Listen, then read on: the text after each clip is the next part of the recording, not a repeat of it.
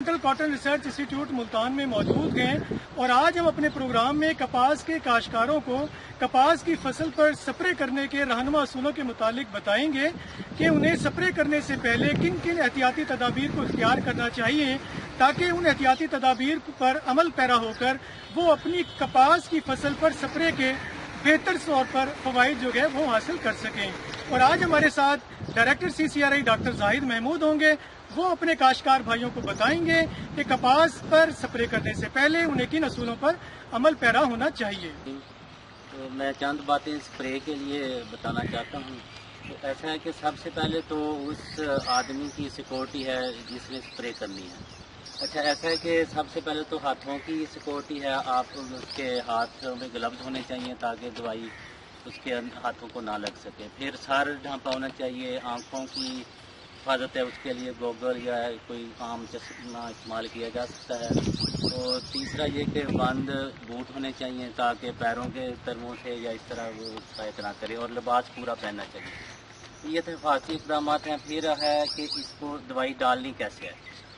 तो अगर तो लिक्विड है तो आधी टैंकी भर के स्प्रे वाली, अगर स्प्रे मैन कर रहा है तो अगर बूम वाली से स्प्रे करनी है तो उसमें आधी टैंकी भरनी है, तो उसमें दवाई मिक्स करनी है। अगर डाल के दिखा दें।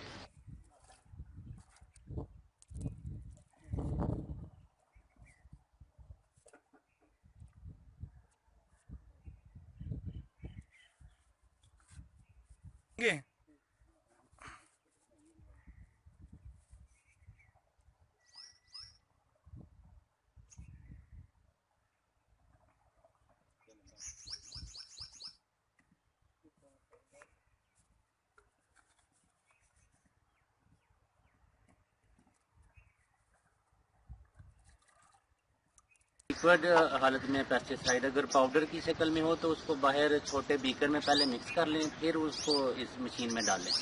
अगर सीधा ही डालेंगे तो वो उसके पैलेट से बन जाएंगे और उस वजह से या तो नोज़ल को चौक करेंगे या स्प्रे भी एक जैसी नहीं हो सकेगी। हमने वो दवाई तैयार कर ली है और स्प्रे शुरू की है। इसमें चंद बातें ये हैं कि एक तो उसकी हाइट तकरीबन जो नोज़ल की है 1 से 1.5 फुट होनी चाहिए पास के पौधों से ऊपर, ताकि जो फुहार बन रही है वो एक दूसरे को क्रॉस ना करे और पूरे पौधों को कवर करे। और दूसरा ये, जैसे आप देख रहे हैं कि वो धुएं की शक्ल में आ रही है और बिल्कुल बारीक मिस्ट बन रही है फुहार पे। तो अगर ये कतरों की शक्ल में आए तो फिर भी नुकसानदेह होती है और वो ज़्यादा एरिया कवर नहीं थी। नुकसान इस हद में कि वो दवाई का नुकसान हो रहा है क्योंकि एरिया कम का कवर हो रहा है और वो दवाई हम ज़्यादा फेंक रहे हैं। तो तीसरा ये है कि एक नोज़ल आपने देखे, ये होलोकॉन नोज़ल यूज़ की है, तो इसके लिए आमतौर पर कीड़ों के लिए यही यूज़ की जा रही है और इससे जो बेहतर कंट्रोल होता है। तीसरा ये कि कंसनट्रेशन ऑफ पेस्टिसाइड, मसलन अगर आपने देखा है कि लोग कहते हैं कि 100 से 120 लीटर, वो ऐसे ही पानी में दवाई मिक्स करें तो वो ऐसा ही है जैसे अगर 1 गिलास शरबत बनाने के लिए 1 चम्मच चीनी का पड़ता है, तो अगर 1.5 गिलास बनाना है तो उसके लिए भी 1 चम्मच डाल दें, तो बेजायका हो जाता है। इसी तरह इसी का भी आप समझें, अगर कम दवाई डालेंगे, पानी बढ़ाएंगे तो वो कंट्रोल भी नहीं देगा और दवाई भी आपकी ज़ाया जाएगी। तो प्रॉपर कंसंट्रेशन यूज़ करनी चाहिए। मसलन 100 लीटर में जितनी दवाई है वो 100 लीटर में डालनी है, तो 120 लीटर में नहीं आपने करनी। अगर 120 लीटर पे करेंगे तो वो कंट्रोल नहीं देगी क्योंकि उसमें एक्टिव इंग्रेडिएंट कम हो जाएगा।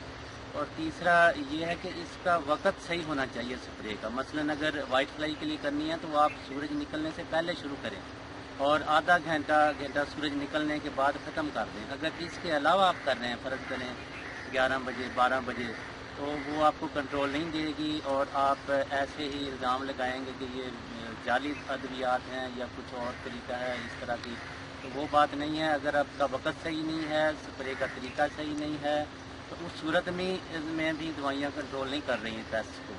तो ये यकीनी बात तो ये नहीं कि सारी दवाइयाँ ठीक हैं, कुछ होंगी जाली भी, लेकिन अगर हमारा तरीका है स्प्रे मशीन सही नहीं है, वक्त सही नहीं है या कंसंट्रेशन सही नहीं है, इन सब वजूहात की बुनियाद पे भी हमें कंट्रोल नहीं मिल रहा। तो लिहाजा हम इन बातों को मद्देनज़र रखें ताकि हम बेहतर कंट्रोल हासिल कर सकें कीड़ों मकोड़ों पर और हमारी पैदावार बढ़ सके।